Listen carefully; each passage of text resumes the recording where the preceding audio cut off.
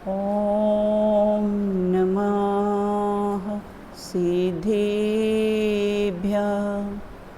ॐ नमः सिद्धेभ्यः। ॐ नमः सिद्धेभ्यः। निज आत्मा को पहचान कर जम कर अभी जो बन गई परमात्मा, पर्याय में भी वे सभी वे साध्य हैं, आराध्य हैं, आराधना के सार हैं।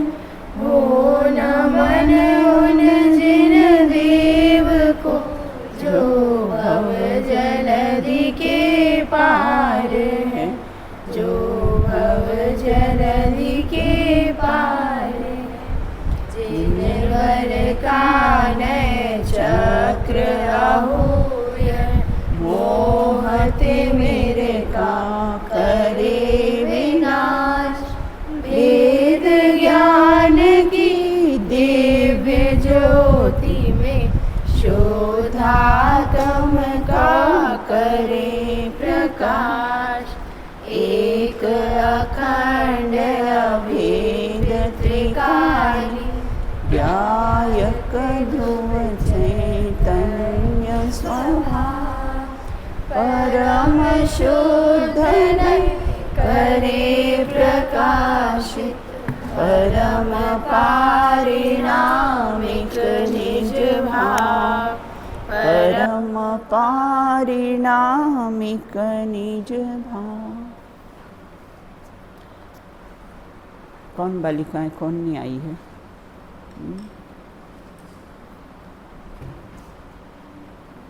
11th क्लास के 5 है, बाकी 5 कहाँ है? 11th class.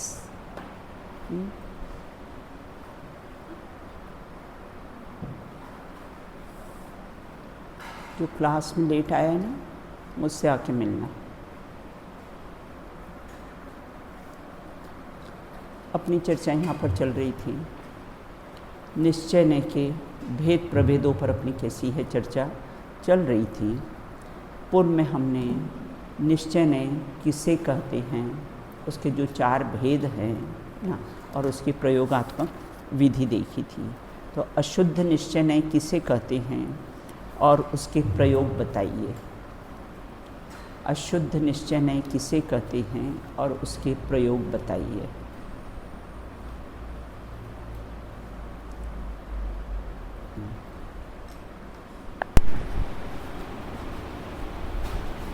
अन्य बताओ। बताओ।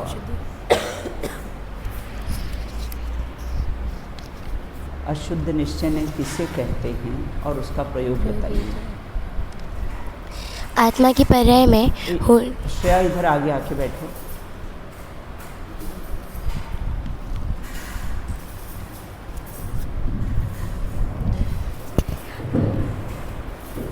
आत्मा के पर्याय में होने वाले मति ज्ञान आदि जो स्वयं संभाव है, आत्मा विधातु तथा रागादि विकारी भाव को आत्मा के कहना, आत्मा को इन भावों रूप परिणत होता हुआ जानना, वह अशुद्ध निश्चय है।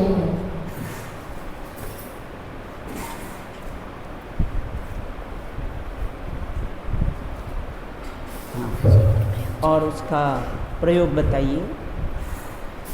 दीदी सौभाग्य गुरुकुली में अभेद दर्शाने वाले अशुद्ध निश्चय हैं, और जैसे मति ज्ञान का जीव है इस प्रकार। हाँ, और भी है ना। और क्या आगे ऋषि हो लेता है जब परिणति होती है। हाँ, इस प्रकार। तो ये कैसे इसके प्रयोग हैं। एक देश शुद्ध निश्चय किसे कहते हैं और उसके प्रयोग क्या है। एक देश शुद्ध निश्चय ने किसे कहते हैं और उसके प्रयोग क्या है। हाँ बताओ बेटा।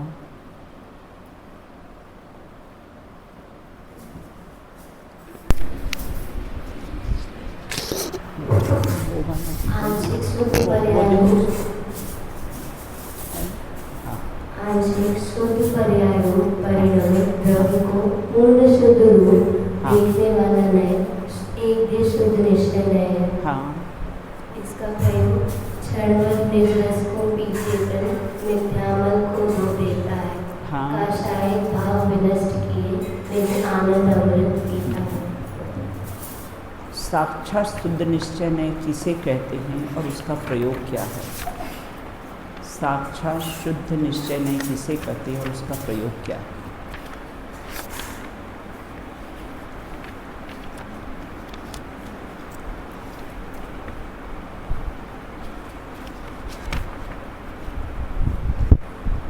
हाँ तनिष्का बताइए,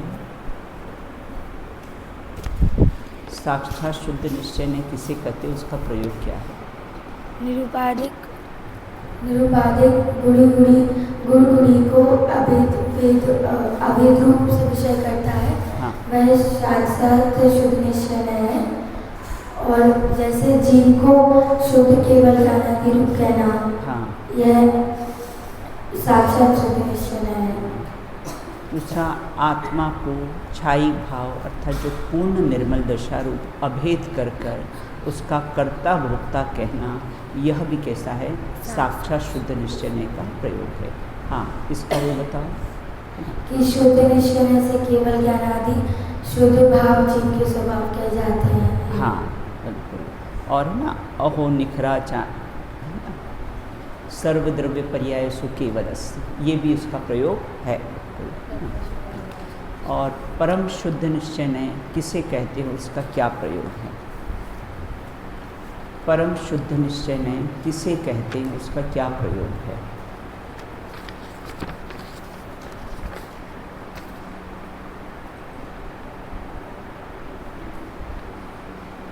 हाँ अंकिता बताइए।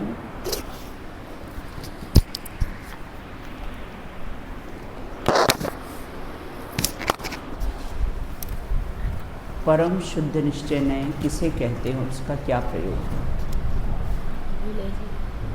यदि शुद्ध पारिणामिक भाव रूप सामान्य अंश की मुख्यता से आत्मा को जानने वाले ज्ञान को परम शुद्ध निश्चय ज्ञान कहते हैं। और प्रयोग बताइए इसकी।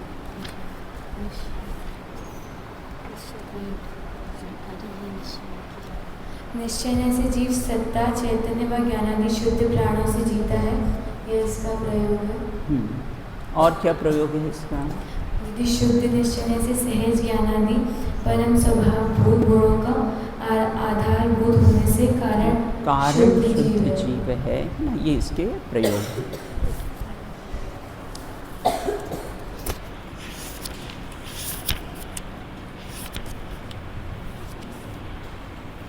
इतनी चर्चा पूर्व में अपनी हो चुकी थी कि चारों नयों का ना परिभाषा क्या है अर्थात किसे कहते हैं उसके प्रयोग क्या है।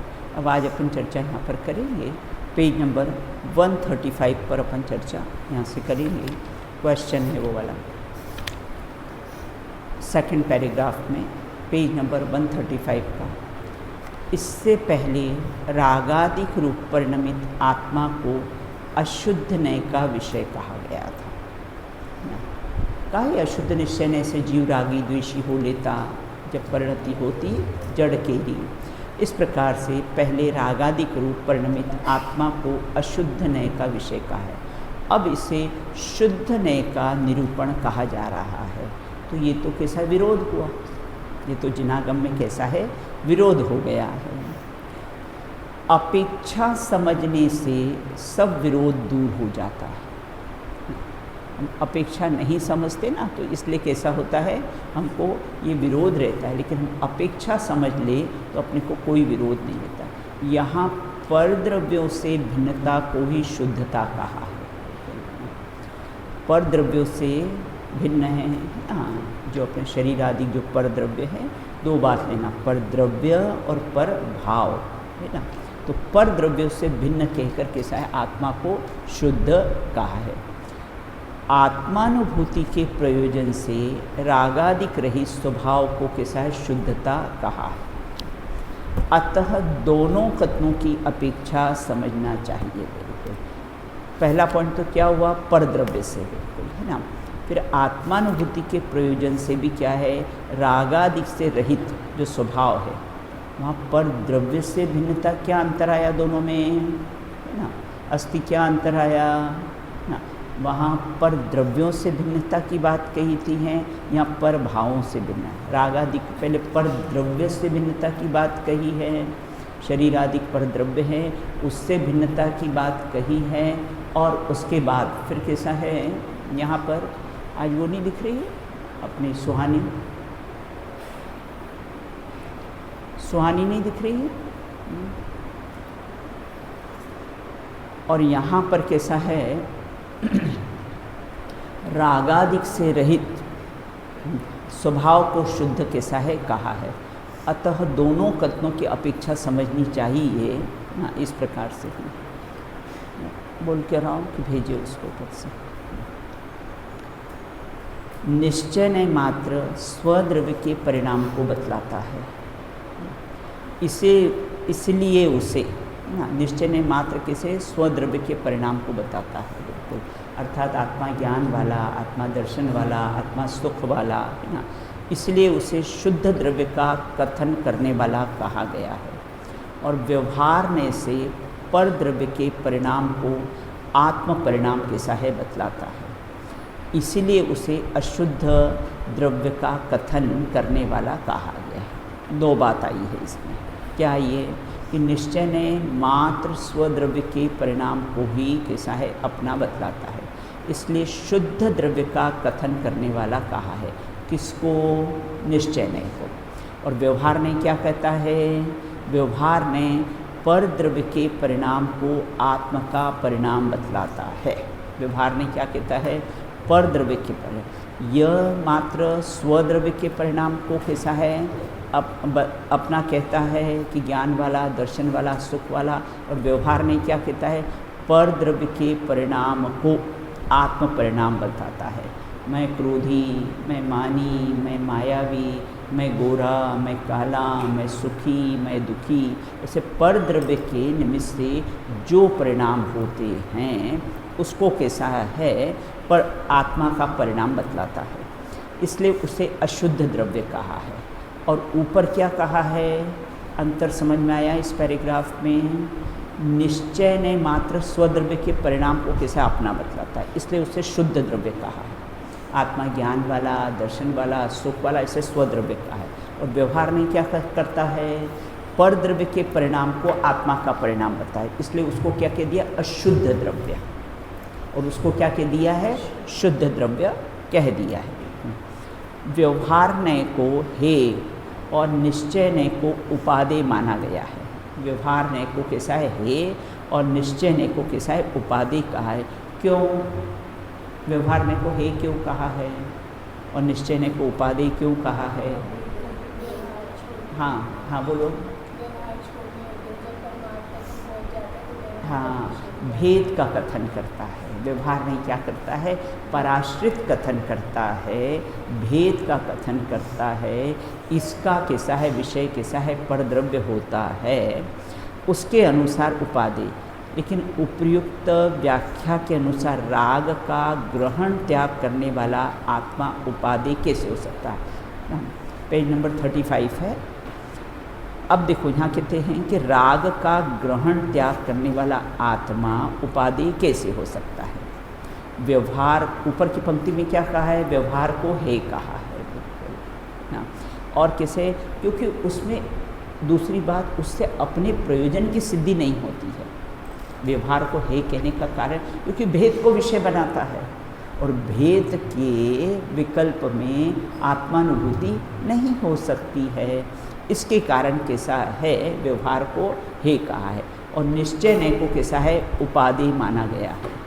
उपर्युक्त व्याख्या के अनुसार राग का ग्रहण त्याग करने वाला आत्मा उपादेय कैसे हो सकता है ना, जिसमें कैसा है, राग का ग्रहण, राग का कैसा है त्याग, राग का ग्रहण कैसे बेटा, अशुद्ध निश्चय से कहा गया ना, जीव रागी, जीव द्वेषी, जीव मायावी, ऐसा कहा गया है ना।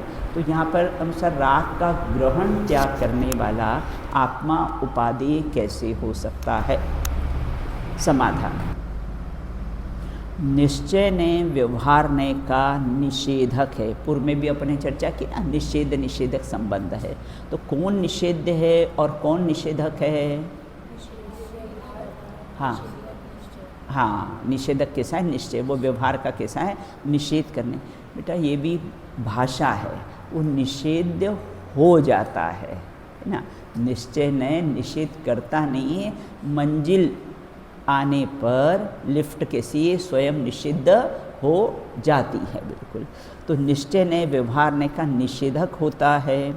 अतः आत्मा, भाई शुभ भाव में धर्म मानता है ना, शुभ भाव में धर्म, पूजा पाठ, व्रत, शील, संयम इत्यादि, बिल्कुल है ना। इधर आ गया अप्पा, इधर आओ, आ गया, आ गया। निश्चय से अपने परिणामों को ग्रहण त्याग का कर्ता कहता है, बिल्कुल। इस कथन से यह निश्चय करना चाहिए कि आत्मा परद्रव्य के ग्रहण त्याग का कर्ता नहीं है, बिल्कुल ना। ऐसा निर्णय होने पर दृष्टि परद्रव्य से हटकर, कैसा निर्णय होने पर? आत्मा में एक त्यागो उपादान शून्यत्व शक्ति पाई जाती है ना, जिसके कारण आत्मा कैसा है? न किसी का ग्रहण करता है, न किसी का त्याग करता है। तो परद्रव्य के ग्रहण त्याग का कर्ता नहीं है। जब ऐसा निर्णय हो जाएगा कि न तो मैं परद्रव्य का कैसा हूँ ग्रहण करता हूँ, न तो मैं त्याग करता हूँ, बिल्कुल ना, दोनों बातें ली है। क्योंकि मेरे में एक त्यागो उपादान शून्यत्व शक्ति है, जिसके कारण कैसा है कि मैं कैसा परद्रव्य का ग्रहण त्याग से शून्य हूँ। परद्रव्य से हटकर स्वद्रव्य सामान्य के सन्मुख होने से राग की उत्पत्ति भी नहीं होती है ना। जब स्वभाव सन्मुख दृष्टि होती है तो रागादि की उत्पत्ति कैसी है? होती नहीं है। इस संदर्भ में प्रवचनसार गाथा 189 के फुटनोट में प्रश्नोत्तर के रूप में कैसा है दिया गया है। निम्नलिखित स्पष्टीकरण गंभीरता से विचार करने योग्य है। विशेष के व्यामोह में सामान्य तिरोभूत नहीं हो जाए। क्या कहा? देखो ये सेंटेंस बिल्कुल स्मरण करने लायक है और स्मरण में रखने योग्य है। क्या ना, विशेष के व्यामोह में सामान्य तिरोभूत नहीं हो जाए ना। मतलब विशेष मतलब भेद प्रभेद, विशेष अर्थात कैसा है? भेद प्रभेद। तो भेद प्रभेद में हम अगर उलझे रहेंगे तो कैसा है? जो सामान्य अपना स्वभाव है ना, सामान्य अपना स्वभाव है ना, वो तिरोभूत मतलब बेटा ढकना है ना। तिरोभूत मतलब कैसा है? ढकना। तो विशेष में उलझे रहेंगे, आत्मा ज्ञान वाला, दर्शन वाला, सुख वाला, वीर्य वाला, सुहानी। तो विशेष के व्यामोह में सामान्य कैसा है? तिरोभूत नहीं हो जाए। तो इसलिए यहाँ ये कहते हैं कि हाँ बोलो बेटा। विशेष के व्यामोह में सामान्य तिरोभूत नहीं हो जाए, है ना। तिरोभूत नहीं, विशेष व्यामोह, व्यामोह मतलब उसका कैसा? पक्ष। विशेष का ही पक्ष हो, विशेष का ही व्यामोह, मात्र हम भेद प्रभेद में ही उलझे रहे, आत्मा ज्ञान वाला, दर्शन वाला, अरस, अरूपी, अस्पर्शी, इस प्रकार से अगर हम उलझे रहे हैं तो कैसा है? ये विशेष हुआ। उसमें सामान्य क्या है? जो आत्मा सामान्य और विशेष ज्ञान दर्शन है ना। तो विशेष का व्यामोह में कैसा है? अपना आत्मा क्या? तिरोभूत मतलब कैसा है? ढक नहीं जाए, बिल्कुल। तो इसलिए वही विशेष भी किसके लिए होता है? भाई सामान्य को बताने के लिए विशेष का भी अपन प्रतिपादन करते हैं। तो किसके लिए होता है? सामान्य को बताने के लिए ही कैसा है? होता है। तो इस प्रकार से यहाँ ये कहते हैं कि विशेष के व्यामोह में सामान्य तिरोभ, दृष्टि कैसी? सामान्य, अभेद, एक, त्रिकाली है ना, उस पर दृष्टि वही अनुभूति का कैसा है? कारण है, बस बिल्कुल। विशेष तो सामान्य को कैसे हैं? समझने के लिए, और हम विशेष में ही उलझ जाएं ना। तो कैसा है वो अपना सामान्य स्वभाव, सामान्य मतलब त्रिकाली ध्रुव भगवान आत्मा कैसा होगा, तिरोभूत हो जाएगा, ढक जाएगा बिल्कुल। द्रव्य सामान्य का अवलंबन ही उपादेय है। क्या कह दिया है, द्रव्य सामान्य है, आत्मा सामान्य है, बहिरात्मा अंतरात्मा कैसा है विशेष है, आत्मा सामान्य है और ज्ञान दर्शन आदि कैसा है विशेष है, पुद्गल सामान्य है, स्पर्श रस गंध वर्ण कैसा है उसका विशेष है बिल्कुल। तो द्रव्य सामान्य का अवलंबन ही कैसा है उपादेय है। फिर भी यहाँ राग परिणाम का ग्रहण त्याग रूप पर्याय को स्वीकार कर, क्योंकि ग्रहण त्याग बेटा किस में होता है, पर्याय में। ग्रहण त्याग किस में होता है, मात्र कैसा है पर्याय में होता है। तो फिर भी यहाँ राग परिणाम का ग्रहण त्याग रूप पर्याय को स्वीकार करने वाला निश्चय नय को उपादेय क्यों कहा गया है ना। जो भेद प्रभेदों को है ना, अशुद्ध निश्चय नय, एक देश शुद्ध निश्चय नय है ना, तो इसको भी कैसा है कहा गया। अशुद्ध निश्चय नय को भी चर्चा आई है ना आगम में, क्यों उपादेय कहा गया है, छुड़ाने की अपेक्षा। अशुद्ध निश्चय ने किसको विषय बनाता है, ममता असमता। अशुद्ध निश्चय ने किसको विषय बनाता है ना, रागादि भाव कैसे हैं, जीव के हैं है ना, इसको कैसा है विषय बनाता है। तो बोले वहाँ उपादेय क्यों कहा गया है, छुड़ाने की अपेक्षा से उपादेय कहा गया है। राग परिणाम का कर्ता भी आत्मा ही है। क्या कह दिया है, अस्थि क्या कह ही है, ऐसा शब्द आया है। राग परिणाम का कर्ता भी कैसा है, आत्मा ही है, और वीतराग परिणाम का कर्ता भी आत्मा ही है। निर्मल पर्याय का कर्ता भी आत्मा है, और कैसा है, हाँ श्रमणी का क्या कहा मैंने, निर्मल पर्याय का कर्ता भी आत्मा है, और रागादि परिणामों का कर्ता भी आत्मा है। दोनों को कहा है, एक अशुद्ध निश्चय से कहा है और एक कैसा है, शुद्ध निश्चय से कहा है बिल्कुल। तो वीतराग परिणाम का भी कर्ता है, लेकिन अज्ञान दशा भी आत्मा स्वतंत्रता से ही करता है। अज्ञान दशा में मिथ्यात्व के परिणाम, कषाय के परिणाम जो होते हैं वो कैसे, अज्ञान दशा भी आत्मा के साथ स्वतंत्रता से ही करता है। और ज्ञान दशा भी क्या करता है, स्वतंत्रता से करता है। जीव के जो विकारी परिणाम हुए हैं, मिथ्यात्व और कषाय के जो परिणाम हुए हैं, वो भी अपने स्वतंत्र सटकारक की योग्यता से ही उत्पन्न होते, कोई उसका कर्ता धर्ता नहीं है। और जो ज्ञान दशा हुआ है, अर्थात भेद ज्ञान हुआ है, निर्मल परिणाम हुए हैं, उसका कर्ता भी कोई नहीं, वो अपनी स्वतंत्रता से उत्पन्न होती है।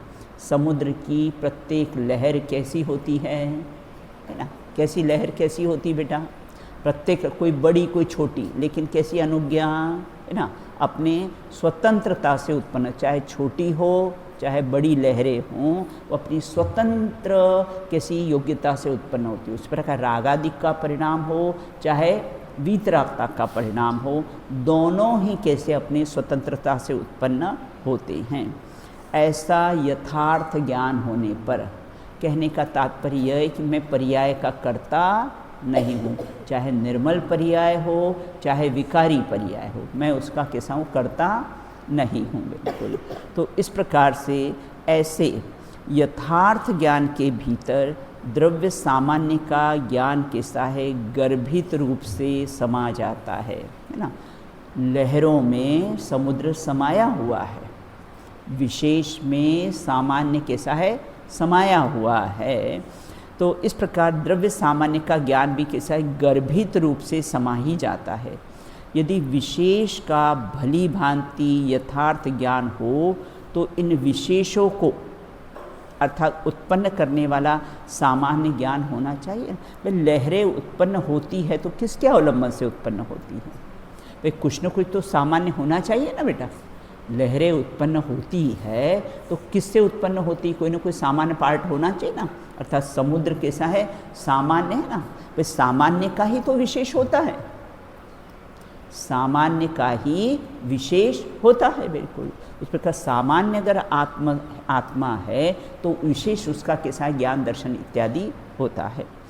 तो इस प्रकार से इन विशेष को उत्पन्न करने वाला सामान्य का ज्ञान एक होना चाहिए। वस्तु के दो पार्ट होते हैं ना, एक सामान्य और एक कैसा है, विशेष। हेड टेल है ना, एक सामान्य पार्ट स्थायी त्रिकाल रहता है, विशेष पार्ट कैसा है, उसके अवलंबन से जो प्रकट होता है वो विशेष होता है। जैसा कारण होता है वैसा कार्य होता है। ये सेंटेंस तुम याद रखना, जैसा कारण होता है वैसा ही कार्य होता है। बिल्कुल हाँ। द्रव्य सामान्य के ज्ञान के बिना पर्याय का यथार्थ ज्ञान हो ही नहीं सकता है। भाई समुद्र के बिना लहरों का ज्ञान हो सकता है? सूर्य के बिना किरणों का ज्ञान हो सकता है? चंद्रमा के बिना चांदनी का ज्ञान हो सकता है ना? तो सामान्य से ही कैसा है, विशेष का ज्ञान होता है। तो द्रव्य सामान्य के ज्ञान के बिना पर्याय का यथार्थ ज्ञान हो नहीं सकता है। इसीलिए उपयुक्त निश्चय में द्रव्य सामान्य का ज्ञान गर्भित रूप से समाया जाता है। बिल्कुल है ना। सामान्य ज्ञान मतलब है ना, सामान्य ज्ञान कैसा है, मतलब मैं एक हूँ, शुद्ध हूँ, ये भी बेटा भेद हो गया। बस ज्ञायक तो ज्ञायक है, आत्मा तो आत्मा है, बस इसका नाम है कैसा है, सामान्य ज्ञान। बिल्कुल जो जीव बंध मार्ग रूप, बंध मार्ग कौन सा है, संसार मार्ग। बंध मार्ग किसको कहते हैं, संसार मार्ग कहते हैं। और पर्याय में तथा मोक्ष मार्ग रूप पर्याय में कैसा होता है, आत्मा अकेला ही है। आप अकेला अवतरे मरे अकेला होए। बिल्कुल बंध की पर संसार में भी जीव अकेला है। कहाँ अकेले हैं, है ना। हमारे तो स्त्री पुत्र पुत्रादि कुटुंब परिवार है ना। देखो जब है ना शरीर में पीड़ा होती है ना बेटा, पीड़ा होती ना, तो उसका जो दुख होता है, सारा परिवार खड़ा है हॉस्पिटल में ना, और शरीर में पीड़ा हो रही है, कितना दुख शेयर करता है परिवार, कितना दुख सहन कर, स्वयं का दुख स्वयं को ही भोगना पड़ता है। इसलिए क्या कहा है, जीव संसार में ही कैसा है, अकेला ही रहता है। बिल्कुल तो बंध मार्ग मतलब संसार मार्ग और मोक्ष मार्ग की पर्याय में कैसा है, आत्मा अकेला ही रहता है। कोई सुख दुख का साथी, ये सब कहने के हैं कि वो हमारे सुख दुख के साथी, कोई सुख दुख का साथी नहीं है। अपना सुख दुख जीव को स्वयं ही अकेले ही कैसा है, भोगना पड़ता है।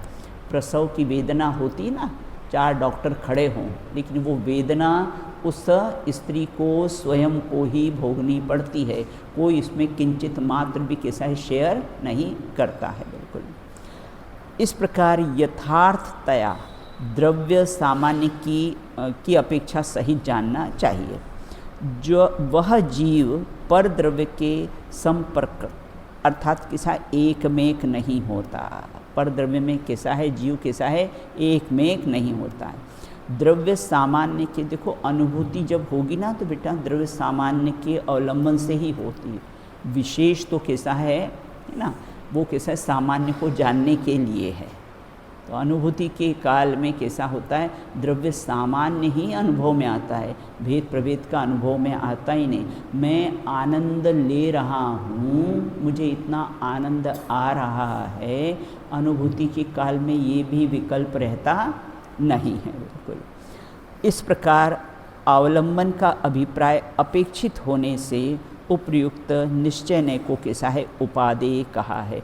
प्रश्न अपना था ना कि द्रव्य सामान्य का अवलंबन ही उपादेय है, फिर भी राग परिणाम का ग्रहण त्याग रूप स्वीकार करने वाले निश्चय को उपादेय क्यों कहा है आपने अशुद्ध निश्चय को उपादेय क्यों कहा है, उसकी चर्चा ही आपने क्यों, निश्चय के भेद प्रभेदों में उसकी चर्चा ही क्यों ली, वहाँ छुड़ाने की अपेक्षा से।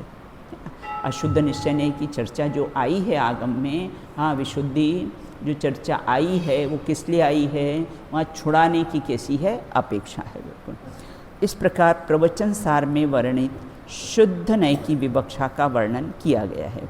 निश्चय नय के उक्त 4 भेदों के बारे में अधिक विचार विमर्श करने के लिए यहाँ कुछ और प्रश्नोत्तर कैसे हैं दिए जा रहे हैं। यदि आंशिक शुद्ध पर्याय रूप परिणमित आत्मा को विषय बनाने वाला कौन है? विषय बनाने वाला आंशिक निर्मल शुद्ध पर्याय को विषय बनाने वाला कौन सा नय है? एक देश शुद्ध निश्चय ने। बिल्कुल। तो आंशिक शुद्ध पर्याय रूप परिणमित आत्मा को विषय बनाने वाला कौन सा है? हाँ हाँ, स्वस्तिका एक देश शुद्ध निश्चय ने। बिल्कुल।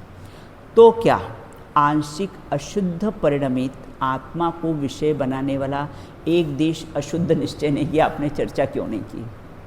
आपने एक देश शुद्ध निश्चय नहीं की तो कैसी चर्चा कर ली कि आंशिक शुद्ध पर्याय को कैसा विषय बनाता है? क्योंकि अभी एक कषाय चौकड़ी का ही अभाव हुआ है। बिल्कुल, अभी 3 कषाय, इसलिए आंशिक शुद्ध पर्याय को विषय बनाने वाला एक देश शुद्ध निश्चय ने।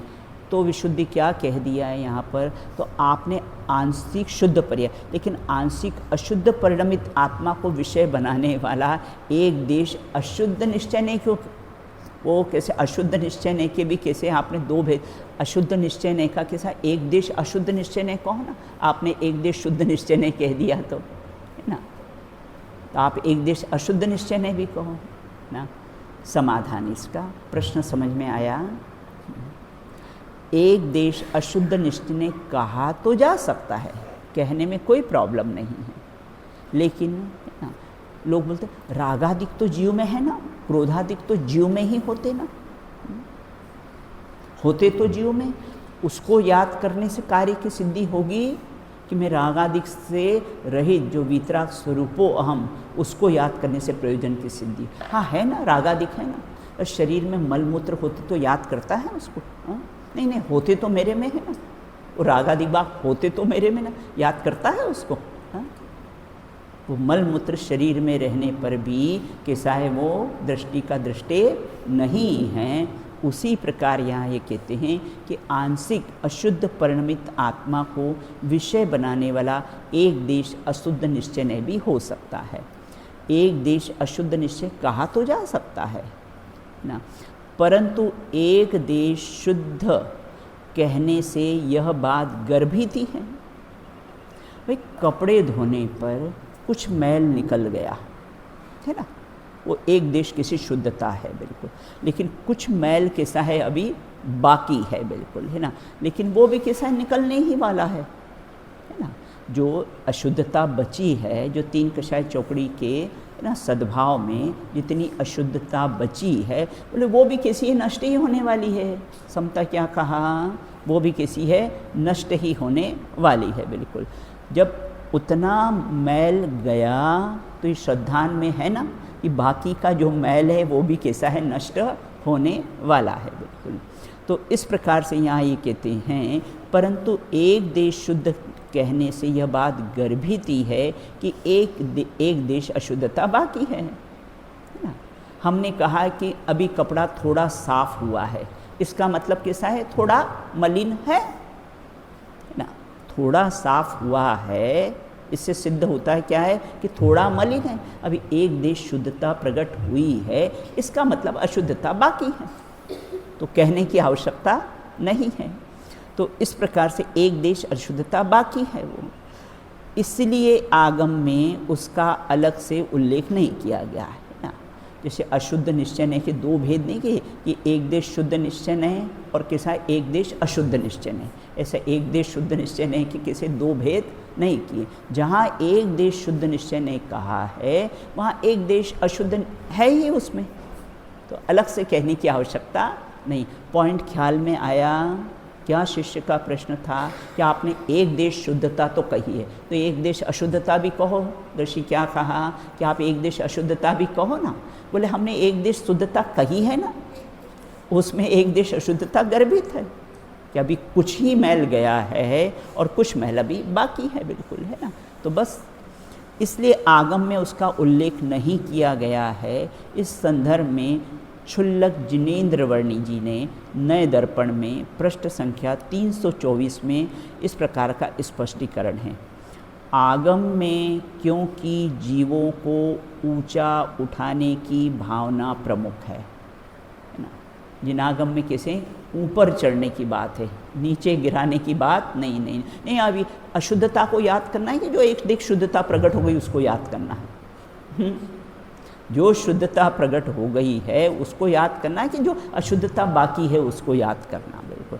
तो बोले आगम में क्या कहा है, अपना तो ऊर्ध्वगामी स्वभाव है ना, तत्व सूत्र में पढ़ा है ना, जीव का कैसा है ऊर्ध्वगामी स्वभाव के 4 भेद चार उदाहरण आए हैं ना।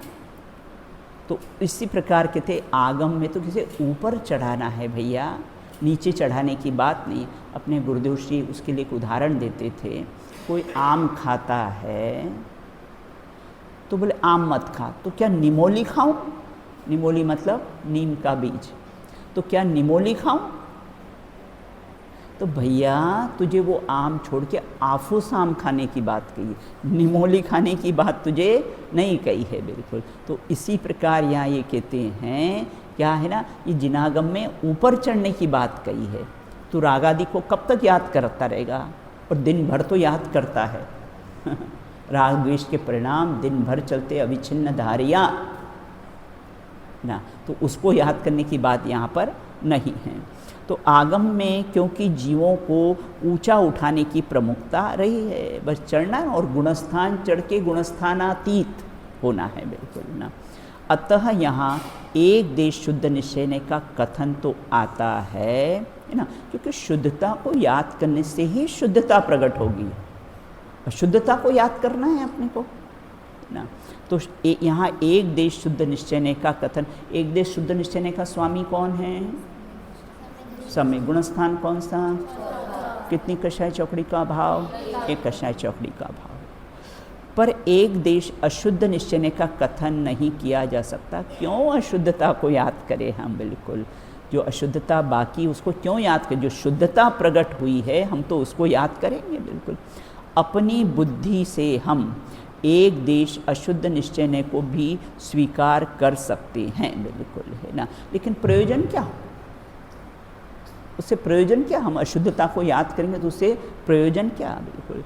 देखो है ना, अगर 4 डिग्री बुखार हो है ना, और घटकर अगर 100 डिग्री रह गया हो, बिल्कुल है ना, तो 4 डिग्री को याद करते और किसी ने पूछा कि कितना फीवर है तो बोले 100, किसको याद करते? वो 4 डिग्री को याद नहीं करते हैं है ना। 100 है, वर्तमान में 100 है, तो उसको कैसे हैं याद करते हैं। बिल्कुल। उसी प्रकार से यहाँ ये कहते हैं कि एक देश अशुद्ध निश्चय को भी स्वीकार कर सकते हैं, लेकिन प्रयोजन क्या? देखो इसमें है ना, जितनी कुछ नए है ना, वहाँ जितने कर लो बेटा है ना। कुछ मिस प्रिंट हो जाती है ना, अब आप कंप्यूटर का ज़माना है, तो वहाँ जितने को, जितनी लिखना, जितनी कुछ नए, जितनी नहीं, जितने कुछ नए। अपने अपने ग्रंथ में सब सुधार कर लो। ये सब मैंने पीछे लिख रखा है, और आगामी जो एडिशन छपने वाला है ना, तो वहाँ अपन खबर कर देंगे, तो वो ये कैसी भूल नहीं होगी। आगम में लिखी है, आगम में लिखा है, उतने ही हो ऐसा नियम नहीं है। यहाँ तो कैसे थोड़ी सी बात कही जा रही है। बिल्कुल। अपने नए के बेटा भेद प्रभेद देखे थे ना, कितने प्रकार के? 1 प्रकार का, 2 प्रकार का, 3 प्रकार का, 7 प्रकार का, 47 नए, और कैसे हैं? संख्यात, असंख्यात, अनंत नए कहे हैं। बिल्कुल है ना। सबकी अपेक्षा बताई है ना, गुण की अपेक्षा से कहते हैं कैसे अनंत नए कह दिए हैं। बिल्कुल। तो इस प्रकार से ऐसा कोई नियम नहीं है कि जितने आगम में लिखे हैं उतने ही हैं। बहुत आगम तो कैसा है, अघात है। वहाँ तो एक सामान्य नियम बता दिया है, उसके आधार पर अन्य नए भी यथा योग्य स्थापित किए। देखो आप लोग यहाँ नहीं होते तो नए पढ़ते, स्तुति पढ़ते, पढ़ सकते थे या नए, और नए को नहीं पढ़ोगे तो ये किसे, ये तो मास्टर की है ना। ये कैसे निकालोगे आगम का मर्म? पक पक पर तो कैसे कंट्रोवर्सी है। बिल्कुल है ना। देखो तीसरा कलश, पर परिणति है तो मोहनाम नो नुभावा व्याप्ति कल्मासित ऊपर की पंक्ति में कह दिए कि मेरी परिणति कलमाशित हो गई है, मेरी परिणति मलिन हो गई, और उसी कलश में नीचे की पंक्ति में क्या कह दिया है? दी शुद्ध चिन्मात्र मूर्ति भवतु समय सारा व्याख्यवान भूते। ऊपर एक ही कलश में ऊपर कह दिया कि मेरी परिणति कलमाशित हो गई, मलिन हो गई। कौन कह रहे हैं? तीन कषाय चौकड़ी के अभाव वाले आचार्य अमृतचंद देव कह रहे हैं कि मेरी परिणति कलमाशित हो गई, मलिन हो गई। वो संज्वलन कषाय है ना बेटा, वो मलिनता वो भी नहीं सुहाती, वो भी नहीं पोसाती है। मम परम विशुद्धि मतलब समस्त किसी कषायों का अभाव हो, अर्थात यथा क्या चारित्र प्रकट हो, है ना। और यद्यपि मैं तो शुद्ध चैतन्य मात्र मूर्ति हूँ, द्रव्य स्वभाव का भी ख्याल और पर्याय स्वभाव का भी ख्याल। तो इस प्रकार से आगम में कैसे अनेक प्रकार के कैसे कथन आएंगे। अगर हमने नए विवक्षा समझी होगी तो हम उसका कैसे मर्म समझ सकते हैं। तो ऐसा वहाँ पर एक सामान्य नियम बता दिया, उसके आधार पर अन्य न्याय भी यथा योग्य रूप से स्थापित कर लेना चाहिए। बिल्कुल जा जे योग्य छे। जिस प्रकार साधक के, साधक मतलब बेटा कौन? हाँ, चौथा से 12वें गुणस्थान वर्ती कैसे साधक, है ना। समय अपना हो गया है ना, ये इतना पढ़ लेते हैं फिर नेक्स्ट क्वेश्चन। जिस प्रकार साधक के छायोपशमिक भाव को एक देश शुद्ध निश्चय नय से छायिकवत पूर्ण शुद्ध कहा जाता है। बिल्कुल छायोपशमिक भाव को गुरुदेव श्री बेटा है ना जोड़नी सम्यक तो कहते थे। तो किससे जोड़ते हैं? बोले छायिक से जोड़ने वाला है, तो उसको कैसा है? जोड़नी सम्यक तो कहते थे। जिस प्रकार साधक को छायोपशमिक भाव में एक देश शुद्ध निश्चय नय को छायिकवत पूर्ण कह दिया जाता है ना।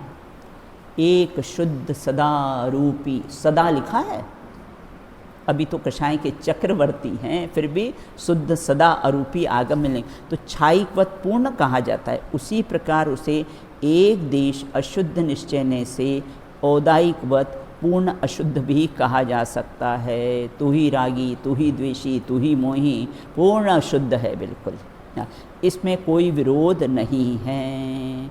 हमारा प्रयोजन तो एकमात्र अशुद्धता को याद करना नहीं है, शुद्धता को ही याद करना है, उससे ही हमारी प्रयोजन की सिद्धि होगी। बिल्कुल इस प्रकार से है। अब नेक्स्ट बहुत है ना महत्वपूर्ण प्रश्न आने वाला है। इसमें कैसे हैं जो अपने 4 भेद हैं बेटा, है ना, ये 4 भेद है ना, इन 4 भेदों को है ना किसमें 5 भाव में, 7 तत्व में और 14 गुणस्थानों में घटित किया है। बिल्कुल महत्वपूर्ण प्रश्न है, आपको बिल्कुल लर्न करना ही है ये प्रश्न को। बिल्कुल ना, तो उसकी शेष चर्चा कैसी अपन आगामी क्लास में करेंगे। सर्वज्ञ शासन बोल लो।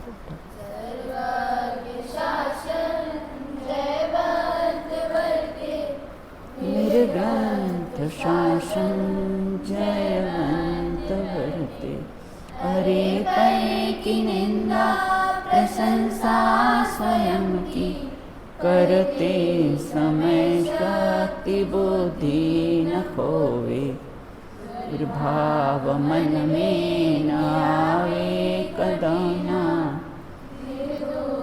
शासन जयवंत वर्ते, गुरुवर का गौरव सदा हो हृदय में, बढ़ती ज्ञान धारा सुआनंद का, भूल जाए सब मैल समता की धारा, बढ़ते ही जाए सुआराधना में, बढ़ते ही जाए सुआराधना में।